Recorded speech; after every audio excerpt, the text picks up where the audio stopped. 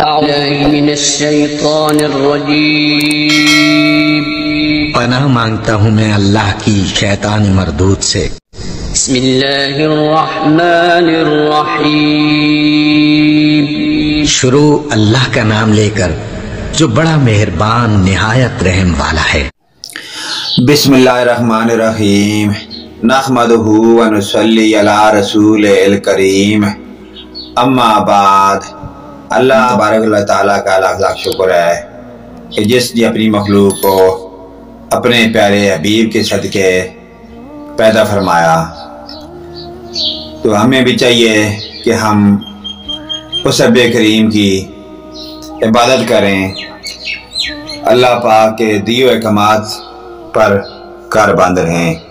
ناظرین کرام، اسلامی ویڈیو شروع کرنے سے پہلے دنیا کے تمام مسلمان کو گزارش ہے، عرض ہے کہ ہماری اسلامی ویڈیو کو لائک بھی کریں اور سبسکرائب بھی ضرور کریں، اور ساتھ لگے ہوئے گھنٹی کے آل کے بٹن کو ضرور پریس کریں تاکہ ہماری ہر نئی آنے والی ویڈیو کا آپ کو بر وقت اس کا نوٹیفیکیشن ملتا رہے، اور آپ اچھی اور دینی بات بر وقت سن کر اس پر عمل کریں گے تو اس کو آپ کا اچھا اور نیک صلہ دیا جائے گا۔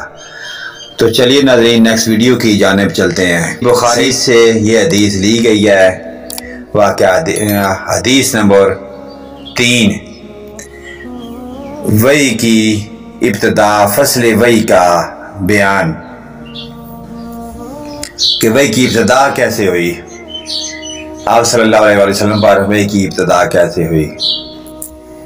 تو چلیے ناظرین، ویڈیو شروع کرتے ہیں۔ یہ ہماری آج کی ویڈیو کا موضوع۔ ہم کو یحییٰ بن بکیر نے یہ حدیث بیان کی، وہ فرماتے ہیں کہ اس حدیث کی ہم کو لیث نے خبر دی۔ لیث عقیل سے روایت کرتے ہیں، عقیل ابن شہاب سے، وہ عروہ بن زبیر سے، وہ ام المومنین عائشہ رضی اللہ عنہا سے نقل فرماتے ہیں کہ انہوں نے بتلایا کہ نبی کریم صلی اللہ علیہ وسلم پر وحی کا ابتدائی دور اچھے سچے پاکیزہ خوابوں سے شروع ہوا۔ آپ صلی اللہ علیہ وسلم میں جو کچھ دیکھتے وہ صبح کی روشنی کی طرف صحیح اور سچا ثابت ہوتا۔ پھر من جانب قدرت آپ صلی اللہ علیہ وسلم تنہائی پسند ہو گئے، اور آپ صلی اللہ علیہ وسلم نے غار حرا میں خلوت نشینی اختیار فرمائی، اور کئی دن اور رات وہاں مسلسل عبادت اور یاد الہی ذکر و فکر میں مشغول رہتے، جب تک گھر آنے کو دل نہ آتا توشی امرا لیے ہوئے وہاں رہتے، یعنی کھانے کی کچھ چیزیں ساتھ لے کر جاتے۔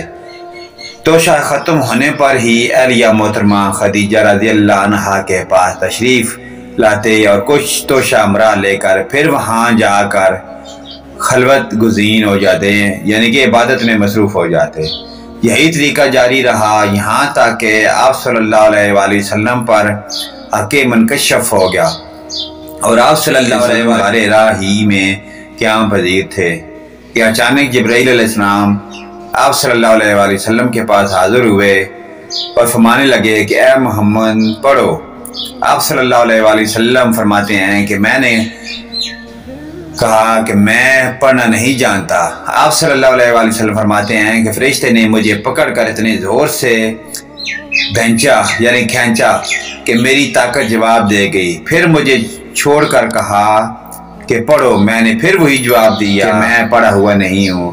اس فرشتے نے مجھ کو نہایت ہی زور سے بھینچا کہ مجھ کو سخت تکلیف محسوس ہوئی۔ پھر اس نے کہا کہ پڑھ۔ میں نے کہا کہ میں پڑھا ہوا نہیں ہوں۔ فرشتے نے تیسری بار مجھ کو پکڑا اور تیسری مرتبہ پھر مجھ کو بھینچا، پھر مجھے چھوڑ دیا اور کہنے لگا کہ پڑھو اپنے رب کے نام کی مدد سے جس نے پیدا فرمایا اور انسان خون کی پھٹکی سے بنایا، پڑھو اور آپ کا رب بہت ہی مہربانیاں کرنے والا ہے۔ بس یہی آتے ہیں آپ صلی اللہ علیہ وسلم جبرائیل علیہ السلام سے سن کر اس حال میں غار حرا سے واپس ہوئے کہ آپ صلی اللہ علیہ وسلم کا دل اس انوکھے واقعے سے کانپ رہا تھا، پریشان تھا۔ آپ صلی اللہ علیہ وسلم خدیجہ کے ہاں تشریف لائے، فرمایا کہ مجھے کمبل اڑا دو، مجھے کمبل اڑا۔ لوگوں نے آپ صلی اللہ علیہ وسلم کو کمبل اڑا دیا۔ جب آپ صلی اللہ علیہ وسلم کا ڈر جاتا رہا تو آپ صلی اللہ علیہ وسلم نے اپنی زوجہ محترمہ خدیجہ رضی اللہ عنہا کو تفصیل کے ساتھ یہ واقعہ سنایا اور فرمانے لگے کہ مجھ کو اپنی جان کا خوف ہے کہ آپ صلی اللہ علیہ وسلم کی اہلیہ محترمہ خدیجہ رضی اللہ عنہا نے بہت آپ صلی اللہ علیہ وسلم کی ڈھارس بندائی اور کہا کہ آپ کا خیال صحیح نہیں ہے، اللہ کی قسم اللہ کو کبھی رسوا نہیں کرے گا، آپ تو اخلاق و فاضلہ کے مالک ہیں، آپ تو کنبہ پرور ہیں، بے کسوں کا بوجھ اپنے سر پر رکھ لیتے ہیں، مفلسوں کے لیے آپ کماتے ہیں، مہمان نوازی میں آپ بے مثال ہیں اور مشکل وقت میں آپ امر حق کا ساتھ دیتے ہیں۔ ایسی اوصاف حسنہ والا انسان یوں بے وقت ذلت خواری کی موت نہیں پا سکتا۔ پھر مزید تسلی کے لیے خدیجہ رضی اللہ عنہا آپ صلی اللہ علیہ وسلم کو ورقہ بن نوفل کے پاس لے گئیں جو ان کے چچا زاد بھائی تھے اور زمانہ جاہلیت میں نصرانی مذہب اختیار کر چکے تھے اور عبرانی زبان کے کاتب تھے۔